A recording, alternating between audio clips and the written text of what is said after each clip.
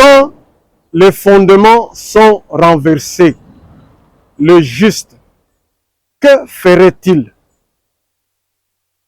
Psaume chapitre 11, verset 3. Quand les fondements sont renversés, le juste, que ferait-il? C'est le thème que nous allons utiliser pour développer une série de sous-thèmes par rapport à ce chapitre et ce verset. Aujourd'hui, nous commençons par quand les fondements bibliques du pouvoir politique sont renversés. L'Église, que ferait-il? C'est dans l'évangile de Matthieu, au chapitre 20, que nous avons les fondements bibliques du pouvoir politique. Tout avait commencé avec la demande de la mère des fils de Zébédée. Les fils de Zébédée étaient deux disciples de Jésus-Christ d'une même famille.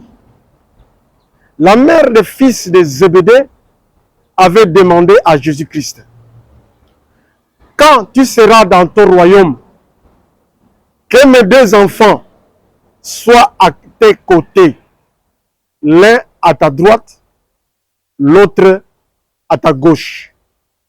Jésus répondit: tu ne sais pas ce que tu demandes. Les apôtres, les disciples de Jésus étaient indignés d'entendre cela.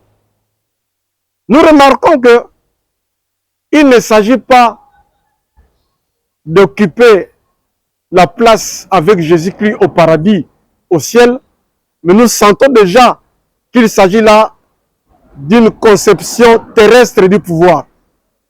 Parce que pour eux, Jésus est le Messie que les Juifs sont en train d'attendre. Puisqu'il est venu, nous sommes au chapitre 20, il est en partance pour Jérusalem. Il sait que voilà, quand il va arriver à Jérusalem, il va prendre le pouvoir. Les Romains vont fuir et les collaborateurs des Romains vont s'exiler. Alors Jésus va régner à Jérusalem. Il sera un roi. Il aura à sa charge la défense, les finances, les affaires sociales et tout le gouvernement. Il va former le gouvernement. C'est pour cela que la mère des fils de Zébédée demande à Jésus-Christ: quand tu seras là à Jérusalem qui va régner, que mes deux fils occupent les grands postes, peut-être Premier ministre, bien chef de cabinet. Alors, les disciples vont dire comment? Vous partagez déjà le pouvoir, nous ne sommes pas encore à Jérusalem. Ils sont fâchés. Jésus remarque que là, il y a la cupidité du pouvoir. C'est-à-dire, on se partage le pouvoir. Par conséquent, par ricochet, quand on se partage le pouvoir, on se partage aussi les richesses du pays. On se partage les richesses d'Israël.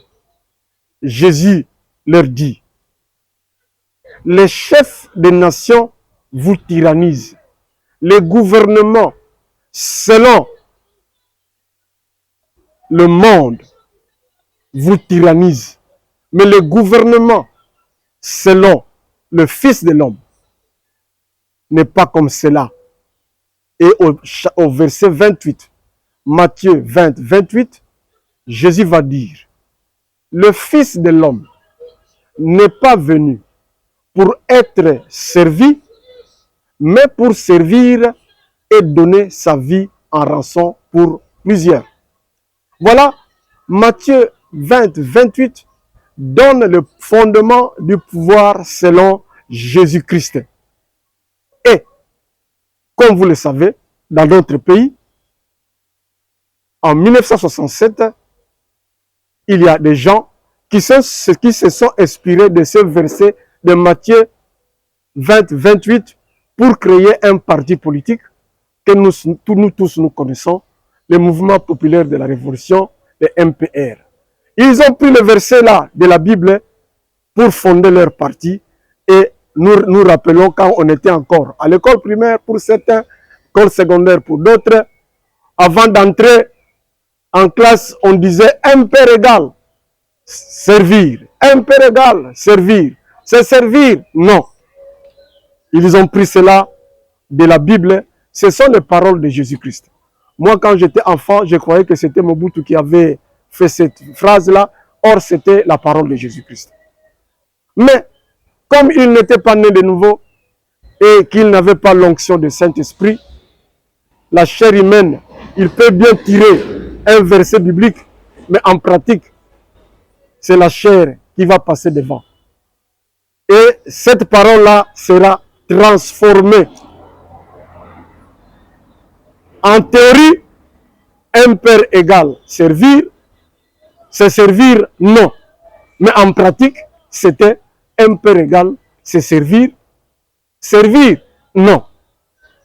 Bien aimé, donc, le fondement du pouvoir politique, selon la parole de Jésus-Christ, a été renversé.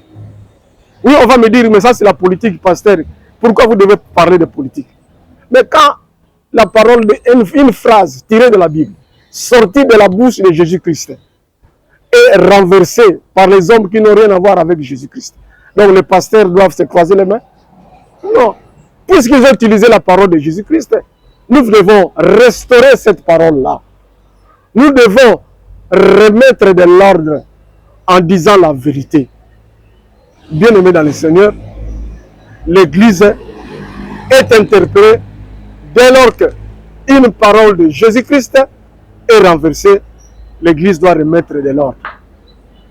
C'est pour cela que nous avons dit, quand les fondements bibliques sont renversés, les pouvoirs politiques sont renversés, quand on a utilisé la parole de Jésus-Christ, on a renversé la parole de Jésus-Christ, l'Église, que ferait-il?